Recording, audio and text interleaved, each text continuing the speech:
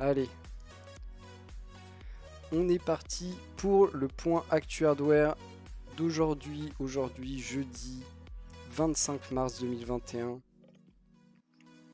Hier, il n'y a pas eu de point Actu Hardware. Malheureusement, problème de connexion, je m'en excuse. Ça devrait ne plus arriver dans le futur, mais on n'est jamais à l'abri. Aujourd'hui, au programme, du coup, des news qu'on va rattraper d'hier. J'ai fait un tri, hein, bien sûr, j'ai récupéré que ce qui était intéressant. Et la nouveauté d'aujourd'hui, donc un peu un 2 en 1. On va essayer de pas faire trop long, je vous promets. Je vous promets. Du coup, au programme, on va commencer par parler un petit peu d'espace et de Mars avec le rover Perseverance qui est prêt à déployer le test de drone qui va être fait. Un drone avec un design un peu particulier, un petit peu un look d'hélicoptère. En même temps, on ne sait pas trop comment ça se passe pour faire voler quelque chose sur Mars, vu que c'est pas pareil que sur Terre. Donc c'est un test, on va voir. Si ça marche, ça va permettre d'explorer, de prendre des photos et tout un tas d'informations, ce qui est très sympa. Et déjà, juste le test en soi est intéressant. On va en parler vite fait, mais on n'a pas trop d'infos, ça va prendre du temps. On parlera ensuite d'un jeu Astérix Obélix, où juste pareil, on va en parler vite fait. Moi, ça touche à la nostalgie, donc je vais vous en parler pour ça. Mais en vrai, est-ce que c'est le jeu de l'année? Probablement pas, hein. On va pas se mentir. Juste la nostalgie. Ensuite, on parlera un petit peu de bons plans dans les jeux vidéo. D'abord, un petit jeu offert sur l'Epic Game Store, un jeu que je ne connais pas. Ensuite, un accès temporaire à un jeu payant habituellement sur la plateforme Ubisoft. Ça peut être intéressant pour les jeux qui veulent découvrir, les gens qui veulent découvrir le jeu, pardon, je mélange les mots. On parlera vite fait de Tesla et du Bitcoin. Vous avez dû probablement en entendre parler hier, sûrement, mais on va en parler vite fait. On parlera d'un autre petit truc plutôt intéressant, mais je sais pas trop encore quoi en penser. Un truc modulaire. On va aborder le sujet. Ensuite, on passera sur des casques. Des casques avec micro de la marque AOC. AOC, pas du tout connu pour faire des casques. Ils essayent, pourquoi pas. Des prix attractifs. On parlera ensuite de quelque chose qui est peut-être un peu moins attractif, mais qui pour une fois n'est pas si cher que ça. Une carte mère NZXT. Très design, en général très très cher. Et là, c'est cher, mais pas tant que ça. On parlera après un petit peu de DDR5 chez Samsung, mais des modèles plus pour les serveurs avec des quantités de mémoire astronomiques.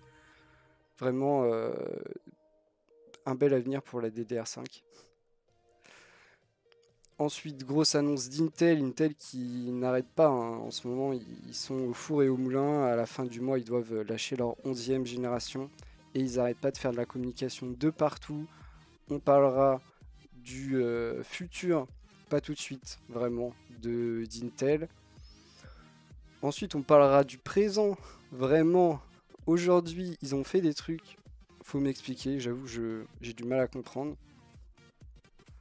Mais ils y vont partout, ils font des investissements, ça communique beaucoup chez Intel en ce moment. Et on finira avec un tout petit point carte graphique, et pour une fois, pas vraiment une bonne nouvelle, on peut pas dire ça, mais pas non plus une mauvaise nouvelle. Un fait qui s'est passé aujourd'hui, qui peut être intéressant, peut laisser entrevoir un peu d'éclaircie dans le monde de la carte graphique gaming, mais doucement, c'est pas si rose que ça.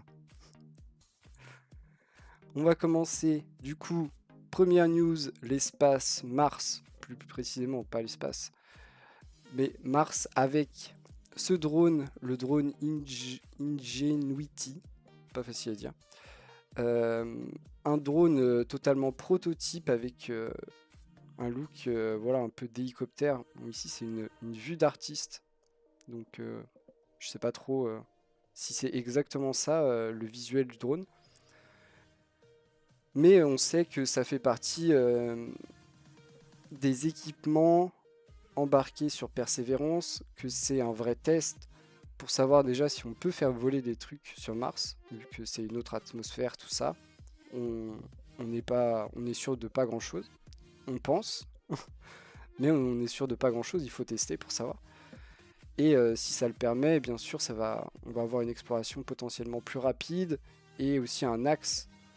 On va pouvoir se dire que dans le futur, on peut utiliser ce genre de drone pour potentiellement des choses, que ça soit de l'exploration ou même, pourquoi pas, du transport, hein, dans un avenir peut-être un peu plus lointain.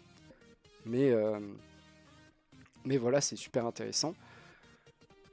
Doucement parce que c'est que le début, ça va prendre du temps. On a un visuel, voilà. Ici, c'est un vrai visuel, c'est une vraie photo de Mars. On voit que la coque de protection du drone qui se trouve ici, là, à l'horizontale.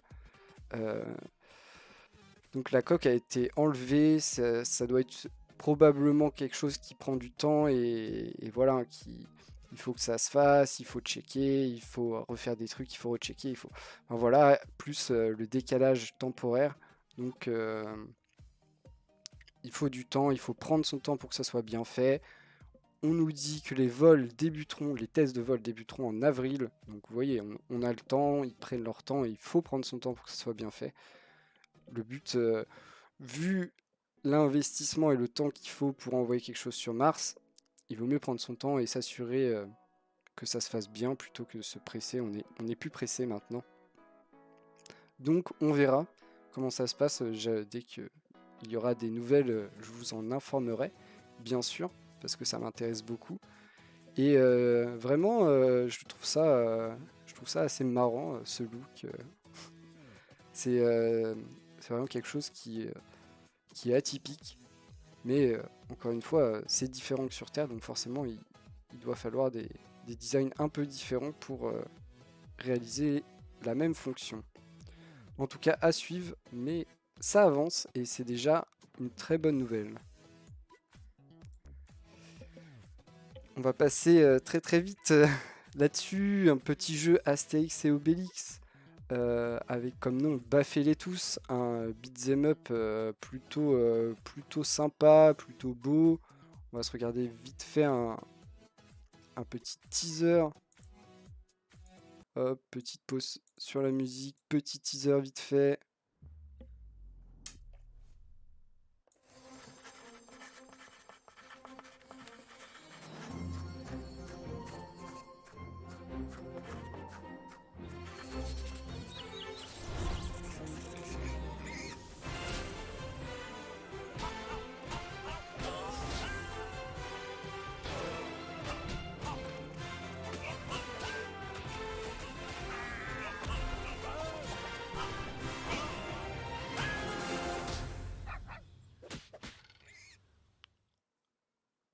Donc voilà, comme vous avez pu le voir, disponible un peu sur tout, sauf les nouvelles.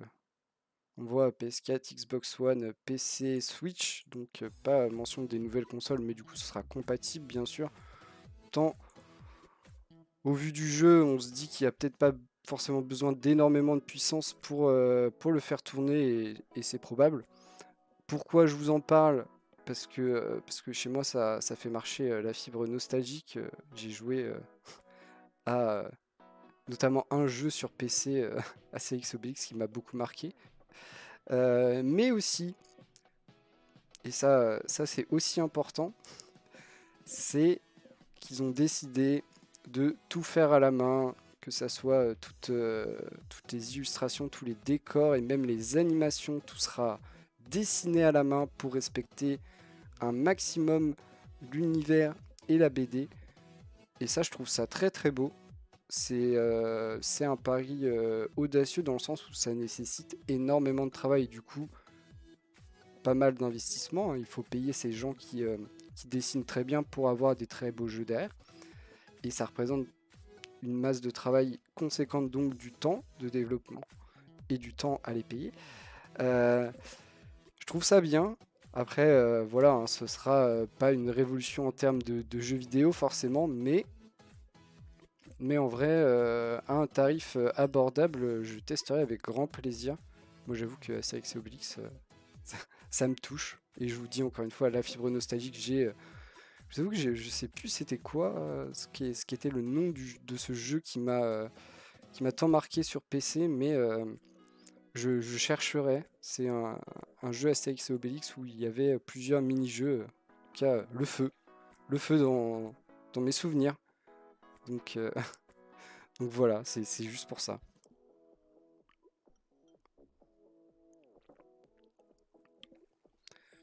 On continue avec des bons plans jeux vidéo et on commence avec, comme régulièrement, un jeu offert sur l'Epic Game Store, le jeu Creature in the Well. Alors, je vais vous faire le petit speech parce qu'il nous donne le type de jeu. Creature in the Well est un jeu d'exploration de donjons de type hack and slash en vue du dessus, aux airs de Flipper. Et le speech c'est: dernier membre de l'unité Botsy, vous aventurez dans une montagne au beau milieu d'un désert pour reprendre le contrôle d'un ancien complexe hanté par une créature désespérée. Munissez-vous d'un équipement puissant pour libérer la ville de Mirage d'une terrible tempête de sable. Donc voilà le petit jeu gratuit, comme souvent, hein, que ça vous tente ou pas. En vrai, dans le doute, ajoutez-le à votre bibliothèque, ça prend à peine 30 secondes. Ça vous laisse la possibilité dans le futur d'y jouer ou pas d'y jouer, du coup. Donc c'est gratuit, ne vous privez pas, c'est une offre temporaire. Le jeu redeviendra payant au bout d'un certain temps. Donc clairement, quand c'est gratuit, on ne se prive pas. Et on continue avec du gratuit, mais là, c'est que temporaire. Ubisoft qui vous permet de jouer gratuitement à Watch Dogs Legion du 25 au 28. Donc le 25 c'est aujourd'hui jusqu'au 28 qui est dimanche. Tout à fait dimanche. Donc le week-end un peu élargi de jeux d'accès gratuit. En vrai, ce sera pas suffisant en termes de temps pour faire tout le jeu, forcément. Mais ça vous laisse un bon aperçu, un bon moyen de vraiment découvrir le jeu et l'univers si vous avez jamais joué à un Watch Dogs. Et de savoir si derrière vous avez envie d'investir votre argent dans ce jeu pour le finir. Encore une fois, c'est gratuit, tentez. Là, du coup, c'est vraiment très temporaire, mais ça vous permet d'accéder à du contenu gratuitement. Ensuite, vous verrez si ça vaut pour vous le coup d'investir dans le jeu complet en l'achetant. C'est quand même pas mal comme idée, moi je trouve, de donner un accès temporaire à des jeux payants pour laisser la possibilité de découvrir en fait. C'est aussi ça. Parfois on se dit mettre 60 € dans un jeu sans être totalement sûr que le jeu nous convient, ça peut être voilà, c'est pas à la portée de tout le monde. Et du coup ici on a le droit de tester un petit peu quelques jours en plus. Donc c'est plutôt pas mal. On va parler vite fait de Tesla qui a fait l'annonce, pour le coup c'était hier, c'est une de mes news d'hier, fait l'annonce de la disponibilité maintenant du service d'achat de chez Tesla en Bitcoin. Donc vous pouvez acheter une Tesla en Bitcoin pour le moment seulement aux États-Unis, bien sûr. Vous connaissez la chanson. On nous annonce tout de même que ce sera bientôt disponible en France, tout de même. Donc assez intéressant. En vrai, c'est pas surprenant, Elon Musk a beaucoup parlé du Bitcoin. On savait que c'était plus ou moins au moins une volonté, peut-être avant de le mettre en place, mais au moins une volonté. Là, c'est mis en place. Ça veut dire que vous pouvez acheter pour un Bitcoin, vous avez une Tesla. Et oui, incroyable. Petite info à noter aussi qui a son importance. C'est officiel, Tesla garde, quand vous payez en Bitcoin, il garde le Bitcoin sous forme de Bitcoin et le retransfère. J'avoue que je ne sais pas quel est le mot, mais le retransfère pas en argent, en dollars ou autre argent classique. Ça reste des bitcoins propriété de Tesla. Donc ça montre tout de même que Tesla croit fort dans le bitcoin et dans le futur du bitcoin. Parce que imaginez, juste petit exemple, totalement virtuel et pas du tout réaliste, mais imaginez que à un instant T, vous achetez votre Tesla, elle coûte un bitcoin, donc vous donnez à Tesla un bitcoin. Tesla garde ce bitcoin, et si un an plus tard, le bitcoin a une valeur divisée par 2, et bien du coup Tesla qui a gardé le bitcoin a perdu de l'argent, ce qui serait dramatique. Actuellement, le bitcoin a fait une croissance, je crois, n'a jamais fini une année plus bas qu'au prix où il a commencé. Donc je pense que actuellement il n'y a pas de problème. J'avoue que je suis pas du tout expert sur les crypto-monnaies et le bitcoin, donc je ne veux pas dire de bêtises. Mais en tout cas, ça veut dire que Tesla a confiance dans le futur du bitcoin en annonçant qu'il le garderait sous forme de bitcoin et ne le retransférerait pas en argent. C'est plutôt intéressant. Et du coup, si vous êtes français et que vous voulez acheter une Tesla en bitcoin, et ben, il faudra attendre encore un peu, ou alors trouver un moyen d'être résident aux États-Unis. En ce moment, pas simple. On continue avec un petit projet qui est intéressant, même si voilà, il n'est pas si novateur que ça, parce que beaucoup ont essayé, beaucoup se sont cassés les dents sur cette idée. Encore une fois, un petit projet modulaire avec des morceaux qu'on peut échanger, qu'on peut changer à son gré. Voilà à quoi ça peut ressembler. On est sur une base de Raspberry Pi. Donc très classique. L'intérêt ici, c'est d'avoir des modules plug and play. Donc vous le branchez et hop, ça marche. Vous n'avez rien d'autre à faire. On parle de tout un tas de modules possibles. On voit ici de l'HDMI, petit écran. On peut voir aussi même plus grand écran, des antennes. Ici, comme on le voit, c'est plus un appareil de domotique qu'autre chose. Même si, vu qu'il est modulaire, on peut s'en servir pour à peu près tout et n'importe quoi tant que le module existe. En vrai, c'est plus ça la limitation. Et souvent, c'est effectivement ça la limitation. D'avoir des modules nombreux à des prix accessibles et qui répondent à tous nos besoins. Pour ça, il faut aussi des partenaires. Ici, c'est compliqué, même si on se dit que c'est un peu l'esprit de base. On utilise Linux, on utilise une Raspberry, on met tout ça ensemble. C'est déjà un peu quelque chose qui est fait pour être potentiellement modulaire. Mais de là à être que du plug and play, non. Donc il faut rajouter des choses. Sur le papier, encore une fois, c'est très beau, même si ici on s'adresse quand même pas à tout le monde en termes de public. C'est plus, on est un peu dans de la domotique bidouille. Pas dans le sens péjoratif du terme bidouille, mais dans le sens vous y intéressez et vous faites des trucs dessus, ce qui n'est pas le cas de tout le monde. Souvent, les gens qui veulent de la domotique veulent un système tout bien fait, tout intégré, et on s'embête pas, ce qui est compréhensible, il n'y a aucun problème là-dessus. Mais là, c'est pour les gens qui veulent un peu plus faire eux-mêmes. Il y a des publics intéressés pour ce genre de truc. Est-ce qu'il y a un assez grand public pour en faire un vrai objet, avoir justement cette disponibilité en termes de modules pour pouvoir justement insister sur le fait que vous pouvez en faire ce que vous voulez et que tout existe, tous les modules existent pour vos applications. C'est souvent le problème. Idée de base géniale, le mettre réellement sur le marché de la vente,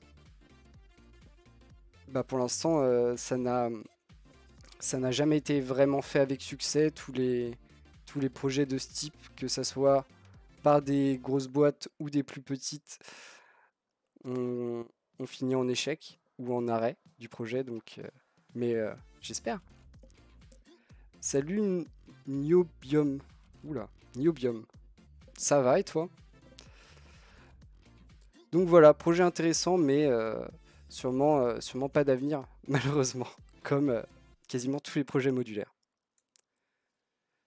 On continue avec AOC, qui a l'habitude de nous présenter des écrans. Ici s'attaque au marché des casques. Je sais pas comment te faire rire, donc tant pis. Du coup, 2 modèles ici. Merci à toi pour ton follow, c'est gentil, ça fait plaisir. Du coup, 2 modèles, des modèles plutôt accessibles, des prix plutôt accessibles, et ça fait plaisir quand on arrive. Soit on s'oriente direct vers le très haut de gamme, mais il faut du coup assurer avoir des produits très fonctionnels, très finis. Ou alors on va plus vers des choses accessibles, histoire de se faire connaître auprès d'un grand public, parce que ce qui est vendu le plus, c'est forcément ce qui est accessible. Tous les gens n'ont pas beaucoup d'argent, même la majorité des gens n'ont pas beaucoup d'argent, donc ils se tournent vers le matériel accessible. Ici, premier modèle, le moins cher, 42,90 €. Donc c'est pas ultra accessible, mais on nous promet quand même quelque chose de plutôt qualitatif pour ce prix. On est sur du jack, forcément, on va pas tout avoir, mais plutôt confort. Et ensuite, deuxième modèle qui est un peu le même. On ajoute un peu de rouge pour faire gamme du dessus, mais en vrai, c'est un peu le même. La différence majeure, c'est que le deuxième modèle est USB avec un son virtuel 7.1. Donc vous n'avez pas vraiment plusieurs haut-parleurs, mais on fait comme. Et c'est calculé par le logiciel. Il coûte du coup un peu plus cher, il se retrouve à 55,90 €. Ils bénéficient tous les deux d'une petite télécommande pour régler le volume sur le câble. Alors ça, à vous de voir si ça vous plaît ou pas. C'est vraiment au goût de chacun et à l'utilisation de chacun, clairement. C'est plutôt sympa, il faudra les tester, et la qualité du micro aussi. Clairement, AOC, c'est pas leur cœur de métier de faire des casques, mais ils peuvent faire du bon matériel, en vrai, pourquoi pas. C'est du tarif accessible, en vrai, aux alentours de 50 € le casque, s'il est bien fini, avec un son correct et un bon micro, ça peut très bien marcher, donc pourquoi pas, à voir. On continue sur quelque chose qui est un peu plus haut de gamme, une petite carte mère chez NZXT, une nouvelle compatible AMD, ce qui faisait pas trop avant. Comme d'habitude, très stylisé, hein. C'est le maître mot de NZXT en termes de carte mère, c'est on ne voit rien, à part les connectiques. Donc vous avez des caches partout là, ici. Elle bénéficie bien sûr de toutes les dernières technologies. On est sur un chipset B550, donc prise en charge des derniers processeurs AMD. Qu'est-ce qu'elle a de spécial? Pas grand chose en vrai, elle a juste tout comme les autres. Elle coûte un peu cher, mais pas tant que ça. En général, les cartes mères NZXT et Razer sont hors de prix. Elles sont très design et tout, ultra travaillées. On voit ici au niveau du design ultra travaillé, mais à des prix qui ne donnent pas envie. Ici, c'est annoncé à 229 $, ce qui est un peu cher, mais pas tant que ça, vu qu'elle dispose vraiment de tout, la Wi-Fi, tout ça, les 2 ports M2 pour vos SSD ultra performants. Franchement, on n'oublie rien. Donc ça va, c'est correct, c'est toujours un peu cher, mais vous payez aussi la marque et le look. Parce que franchement, des looks comme ça en termes de carte mère, il n'y en a pas beaucoup non plus. Petit bémol, mais ça va avec la marque NZXT. C'est le logiciel propriétaire pour la gestion de tous les petits trucs, dont l'éclairage. Logiciel CAM, donc qui va avec tous les périphériques NZXT. Si vous en possédez déjà, vous le savez. C'est le seul petit truc, mais pas le choix, hein. Ils n'allaient pas changer là-dessus. C'est pas leur type. On continue avec de la mémoire RAM. le futur, la DDR5, mais pas la nôtre, hein. Clairement, ici, on parle de modèles un peu particuliers et de capacité assez indécente. 512 Go dans une barrette. C'est Samsung qui qui nous montre ça. Ce sera pour les serveurs, hein, bien sûr. Vous n'allez pas avoir des barrettes de 512 Go de RAM dans vos PC, ça ne va pas arriver. Mais ça montre ce qu'on est capable de faire. Je suis allé me renseigner pour voir actuellement ce qu'on pouvait trouver de plus grande capacité en termes de barrettes pour les serveurs, et j'ai pas trouvé mieux que 128 Go par barrette, ce qui est déjà énorme, hein, clairement. Si vous avez, si vous avez 128 Go de RAM, c'est déjà énorme, mais on parle ici de serveur. On nous promet 512 Go maximum pour l'instant sur les barrettes DDR5, ce qui promet forcément des gains, en performance, en consommation pour les serveurs.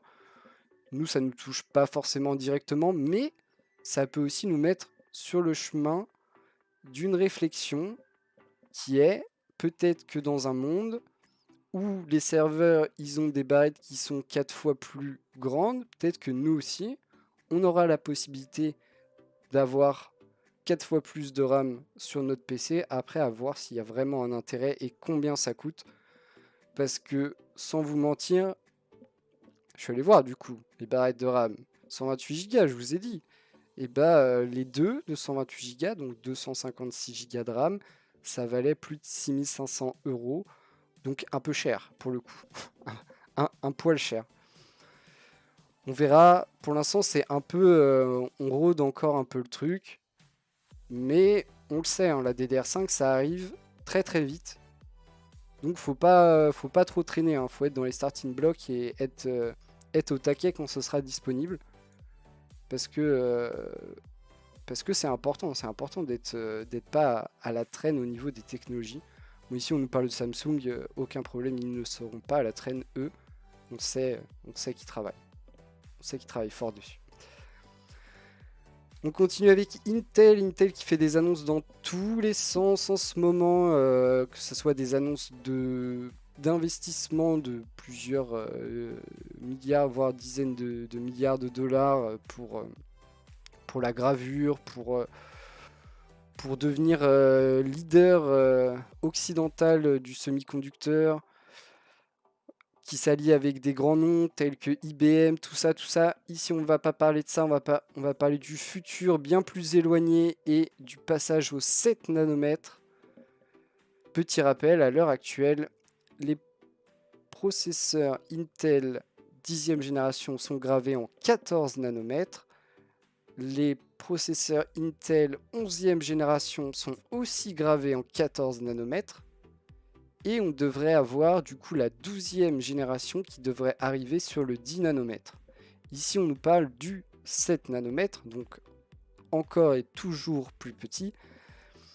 Mais on ne nous annonce pas que du 7 nanomètres, on nous annonce aussi du MCM, donc du multi-chip module, c'est-à-dire plusieurs puces sur la même carte, enfin sur le même processeur, plusieurs puces pour composer un même processeur. On nous donne aussi un petit nom de génération avec Meteor Lake, alors pourquoi pas, hein. On dit pour 2023, donc on a un peu de time, ça c'est cool.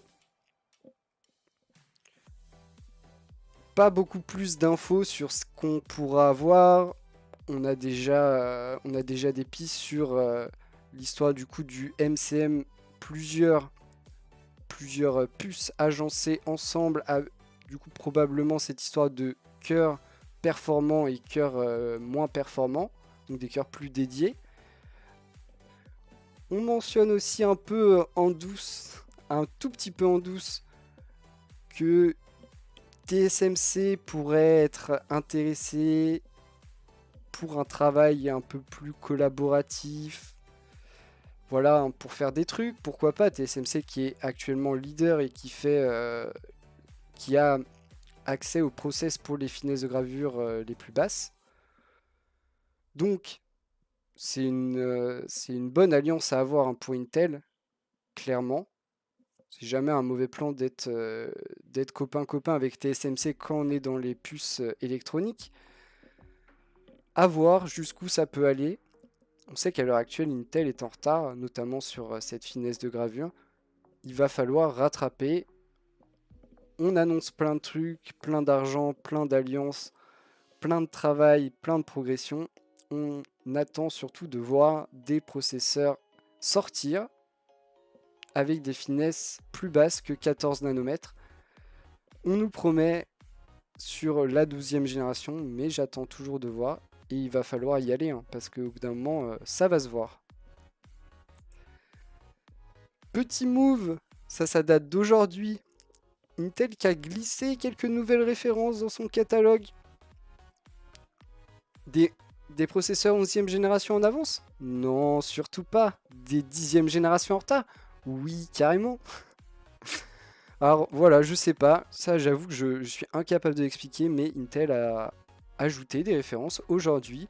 Des références sur des Core i3 et des Pentium Gold. Donc, les références les plus accessibles. On va grappiller des performances légèrement plus hautes, mais de là à justifier une nouvelle version, c'est un peu étrange. Donc voilà, des petits nouveaux, pour les reconnaître, ils ont des 5 à la fin de leur référence au lieu des 0. Donc ici, vous voyez le i3 10 325 et le 305 et le 105. Enfin, voilà. Pourquoi? Aucune idée. Aussi peu de temps avant la sortie de la 11e génération qui vient renouveler ces gammes-là, c'est difficile à comprendre.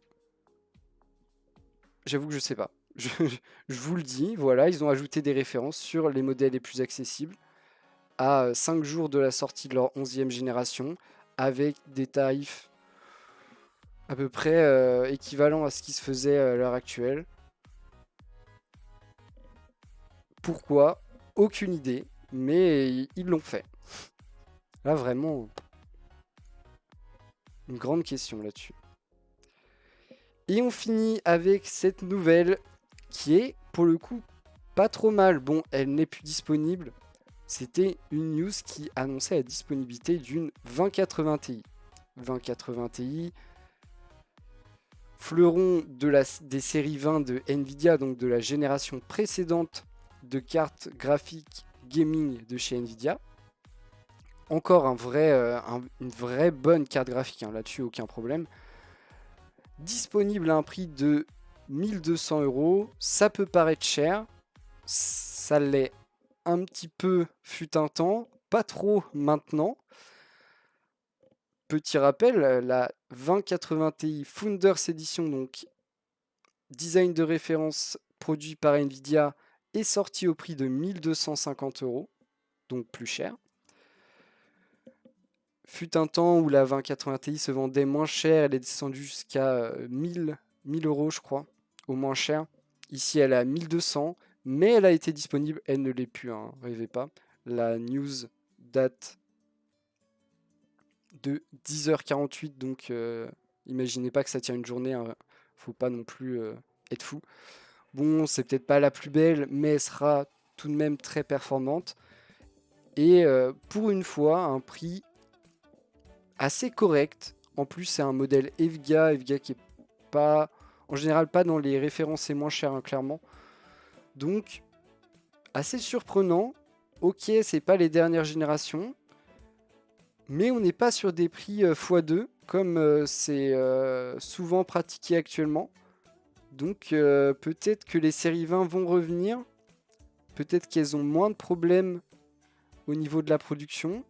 Et en vrai, ce serait une très bonne nouvelle, hein, parce qu'à l'heure actuelle, il y a toujours un vrai manque de cartes graphiques, au point que les rayons sont vides, et qu'il est impossible de... Il n'est pas impossible, mais il est très très compliqué d'acheter une carte graphique, même en ayant les moyens. Donc il faut trouver des solutions alternatives. Si reproduire des séries 20 peut être une solution, si en plus elles peuvent être vendues à des prix corrects, j'approuve grandement, parce que là, ça fait bien longtemps que les cartes ne sont plus vendues à des prix corrects, et ça me fait bien mal. Voilà, on finit ce point actu hardware sur cette plutôt bonne nouvelle, hein, quand même, vu la crise actuelle dans le secteur des cartes graphiques, on peut dire que c'est plutôt une bonne nouvelle. J'espère que vous avez apprécié. Encore une fois, désolé pour hier, mais voilà, la connexion qui parfois fait des siennes. Aujourd'hui, on a la chance de ne pas avoir été coupé et j'en suis reconnaissant. J'espère que vous avez apprécié. Comme d'habitude, vous pouvez faire des retours et je lirai tout et répondrai tout avec grand plaisir. Et on se retrouve demain pour le dernier point actu hardware de la semaine. Enfin, je dis ça, mais si j'ai internet, hein, bien sûr. Sinon, bah, on verra. Merci d'avoir regardé.